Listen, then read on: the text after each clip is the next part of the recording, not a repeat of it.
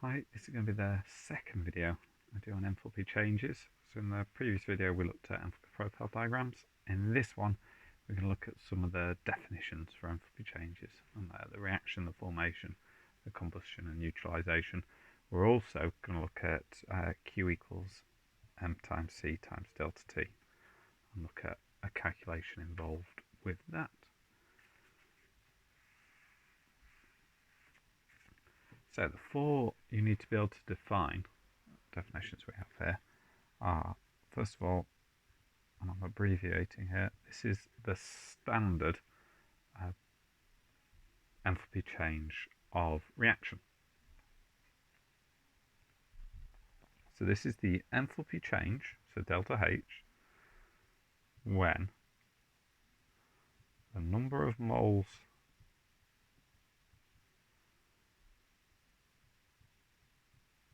of the substance in the balanced equation react under standard conditions.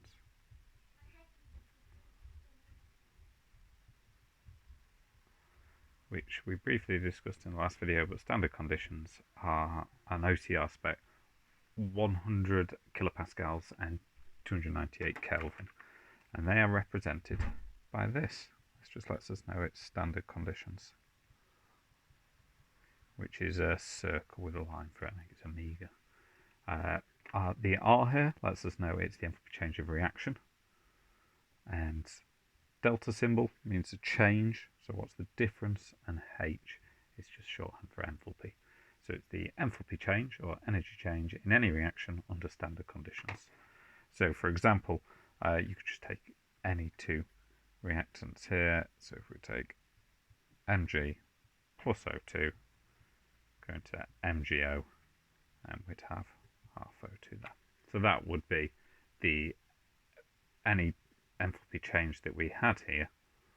I don't know what it is off the top of my head, but whatever this value is here, that will be the enthalpy change of reaction. It will also, as we look on later, it will also be the enthalpy change of combustion. But any reaction is an enthalpy change of reaction. It may also be other definitions as well. So that's the first one, and it doesn't matter in that one, actually. If I just quickly go, no, it doesn't matter if it's 20 moles or something, or 10 moles of anything. It's as long as it's a balanced equation, it's that number of moles, that specific number of moles that's phrased in the equation. The other three definitions, though, need specific amounts of moles. So this is the enthalpy change of formation next, and this is the enthalpy change when 1 mole of a substance is formed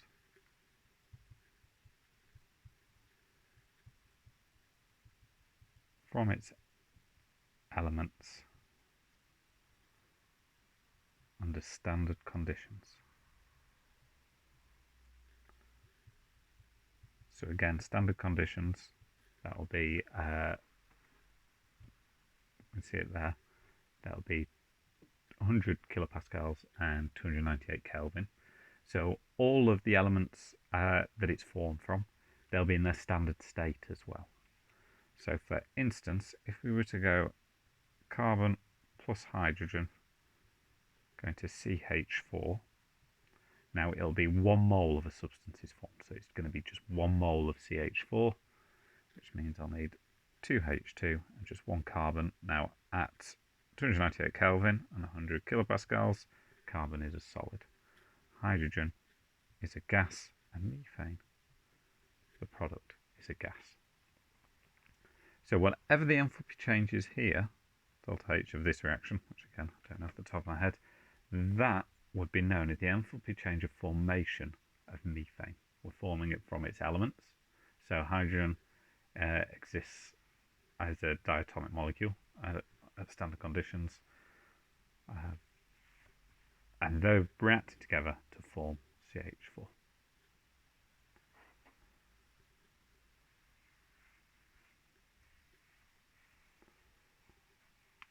Next one is delta CH, and this is the enthalpy change of combustion. So this is the delta H when 1 mole of the compound is completely burnt or completely reacted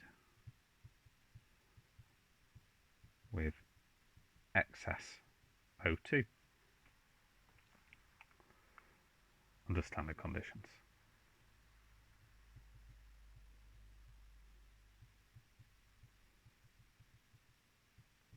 So I'm going to take my CH4 again. So I'm just going to have 1 mole of this. So CH4 plus and then O2. And that is going to go to CO2 plus H2O. So just get this to balance. That's fine. That needs a 2 there. So that needs a 2 there. So this would provide us with an enthalpy change between the reactants and the products. Pretty sure it's exothermic, but I can't remember off the top of my head what it is for that. But that enthalpy change here is the enthalpy change of combustion, because we've got 1 mole of CH4 completely burnt with excess oxygen. Now, often an error can be made here. Some people like to, when we have C2H6, C4H6, C6H14, when that reacts with oxygen, you get a half number here. So this will be 2, this will be 3. So there's 7 oxygens on this side. So we put 3.5 there. And whatever the enthalpy change for this reaction is, that will be the enthalpy change of combustion. So some people like to have whole numbers. And so they'll go 2, 7, 4, 6. So it's all whole numbers. Now the enthalpy change now for this reaction, whatever that may be, won't be the enthalpy change of combustion, because we need 1 mole of this compound here. And so in this, although it'll give us an enthalpy change for this reaction, and it'll be enthalpy change of reaction, it won't be the enthalpy change of combustion, because it's not 1 mole of the substance.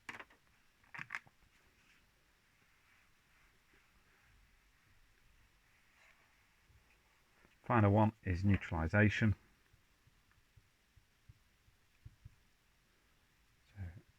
So I'll just draw that again a bit neater. So this is neut, N-E-U-T. I realise that's no neater than it was previously, but I'll power on regardless. This is the enthalpy change when 1 mole of water, H2O, is formed in a neutralization reaction. So when you add an acid to a base.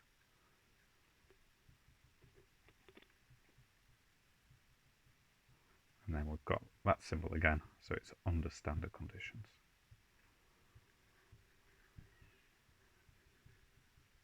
So for example, NaOH plus HCl goes to NaCl plus H2O. Now that's all balanced, and we've got 1 mole of H2O. So whatever the enthalpy change is for this reaction is the enthalpy change of neutralization as well. Problem comes in if you take NaOH plus H2SO4, that goes to Na2SO4 plus H2O, 2 there and 2 there. I think that balances. So now in this reaction we've got 2 moles of water produced, and that doesn't meet our definition for neutralization. So if you wanted to do this as a reaction to find out the neutralization, you would need to do the equation as NaOH plus half H2SO4 goes to half Na2SO4 plus H2O, and then we've only got 1 mole, and then that's correct there as it is. So they're the definitions. that we need, and we'll have a look at one of those using experimental data and how we calculate now. So, if we have a solution the reaction occurs in, we can measure the energy change. And we can use this equation to do it.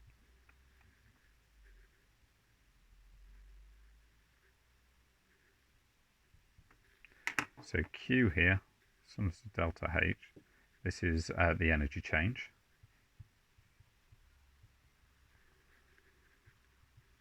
M is the mass of the solution, or the reaction mixture.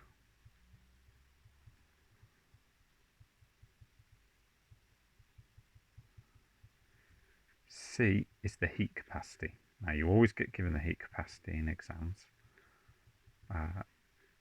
It's usually water, which is usually 4.18. I give you, in the example I've got here actually, it's going to give it as 4.20. So I'll have to check the exam paper. I think it gives you as 4.18. But either way, they've just rounded up a bit. And delta T is the change in temperature. So this symbol coming up a lot, this delta symbol, and it just means change. So this is the difference between the temperature at the beginning and the temperature at the end.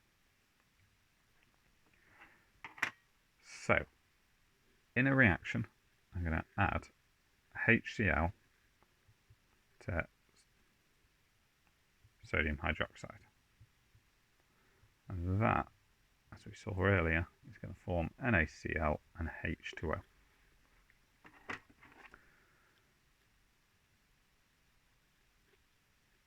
So in this reaction, I had 50 centimeters cubed of HCl, and I had 50 centimeters cubed of NaOH. The concentration was 2m, and concentration of this one was 2m as well. The temperature increased, so delta T equals 13.7 degrees Celsius. This is very common practical to do. You get a polystyrene cup with a thermometer in. You put your HCl in and record the temperature. Add the sodium hydroxide. So they mix up, and then record what the temperature is at the end. And in this case, the temperature rose by 13.7 degrees Celsius, or 13.7 Kelvin. So we're going to calculate now the standard enthalpy change for this reaction. We can use Q equals M times C times delta T to do that. Just going to create some space so I can do this. If I say delta T up here equals 13.7. So we know the mass of the reaction mixture. If we assume that it's dissolved in water, then it's 1 gram per centimetre cubed, and I've got 100. So Q is going to equal 50 plus 50, so 100 times by my 4.2 times by my change in temperature. So just quickly to go through the units I've got here, mass, obviously grams, joules per gram to the minus 1, Kelvin to the minus 1, and this is in Kelvin. So when I times all this out, the grams and the gram to minus 1 cancel out, the Kelvin to minus 1 and the Kelvin cancel out, which means my answer for Q is going to be in joules. So Q is going to be in joules in this case. And I will get for this 5,754 joules, or I can convert it into 5.754 kilojoules. So that's my energy change. I can use this value now to work out the change per mole. So this N, or the number of moles I had to begin with, which determines the number of moles of water, I've got here 2.0, volume of 50, so 2 times 50 over 1,000 equals 0.1 moles. So I get 0.1 moles of water produced. My enthalpy of neutralization under standard conditions, so before, is 1 mole, the energy change when 1 mole is formed. So we've got 0.1 and we had 5.754 kilojoules at 0.1. If I divide that by 0.1, I'll get the value with 1, which will give me 57.54 kilojoules per mole. So all I did was divided it by the number of moles I had of H2O. So that is the enthalpy change in neutralization. What we have to remember here, though, is that just a slight thing to add is that temperature went up. So our change in temperature increased. So this must be exothermic. So if it's exothermic, this must be a negative value. Energy is being lost to the surroundings. And that's the second video on enthalpy changes.